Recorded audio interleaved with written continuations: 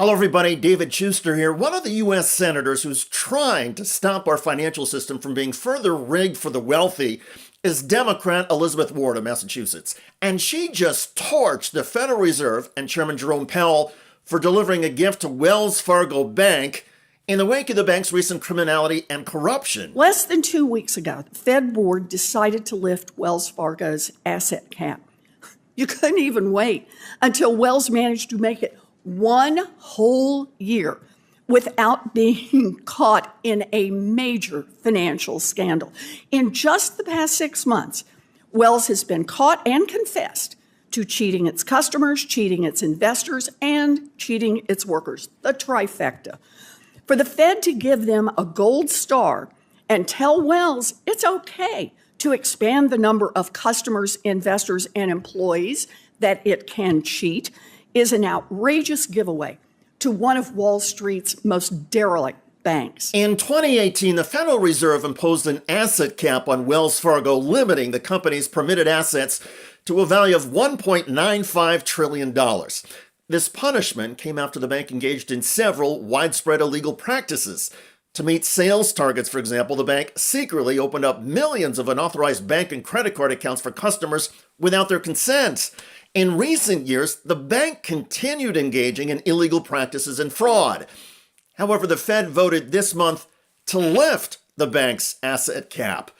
The Fed is also lowering requirements for JP Chase, Goldman Sachs, and other too-big-to-fail banks. At a time when the economic data are flashing red, these short-sighted changes will increase the likelihood that these mega banks once again tank the economy and then come back here to beg Congress for bailouts when their risky bets go bust.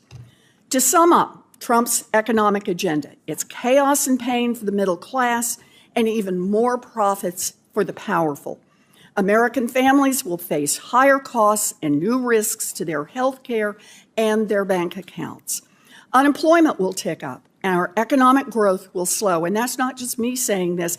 It is exactly what the Fed's latest economic projections indicate. Warren noted that the loosening of bank requirements comes on top of the destabilizing Trump tariffs and economic policies. The U.S. Senate is considering the Trump tax and spending bill known as the One Big Beautiful Bill Act. The measure would cut Medicaid, take away health care for millions of people, and give tax breaks to the wealthy. I hope my Republican colleagues will wake up to the chaos around us. It falls to Congress to stop Trump's trade war and kill this big, ugly bill.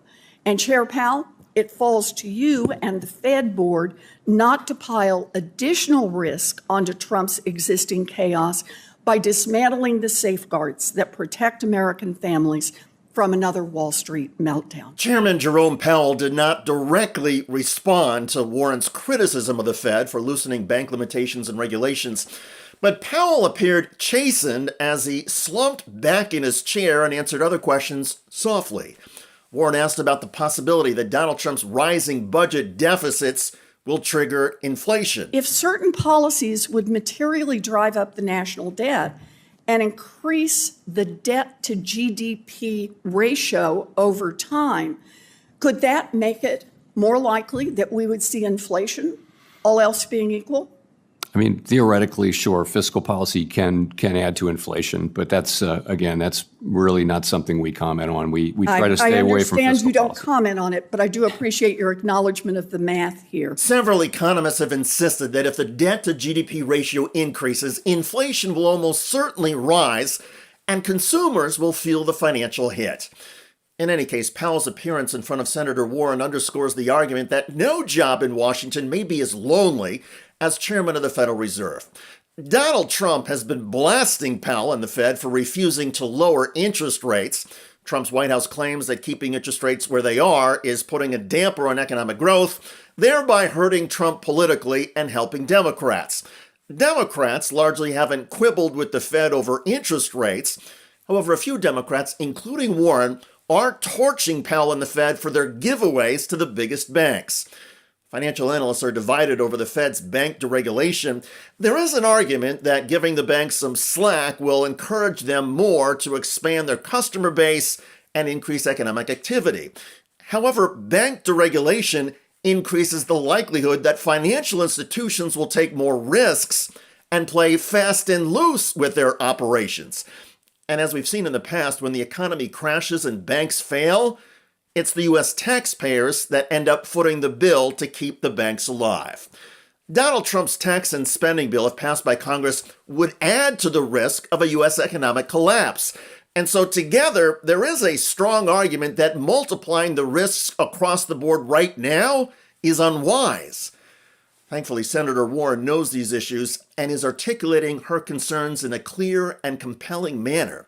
With every hearing and every television appearance, Warren is trying to hold the line for most Americans and keep the wealthiest banks, institutions, and people accountable.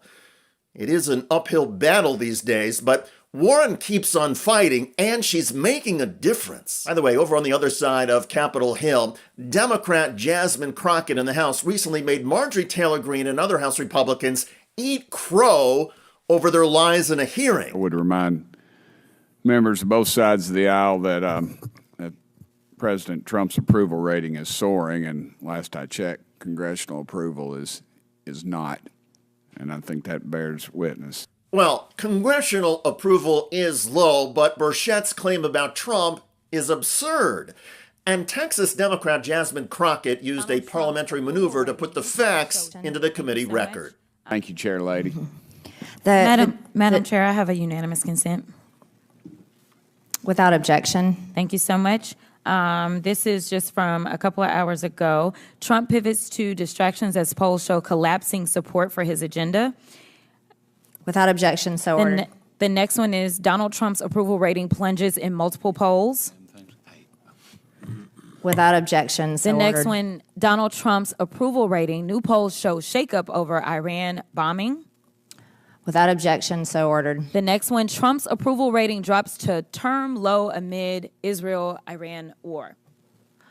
Without objection, so ordered. I hope you're not reading the same thing from your phone, which it looked like. I now recognize. clarification- I now recognize Mr. Lynch from Massachusetts for 5 minutes. I just want to clarify. I can give you the sources because Mr. Lynch is recognized. Ms. Crockett, you're rudely interrupting Mr. Lynch's 5 minutes. Well, I've Ms. already said without objection, so ordered. Check out that video at the link below.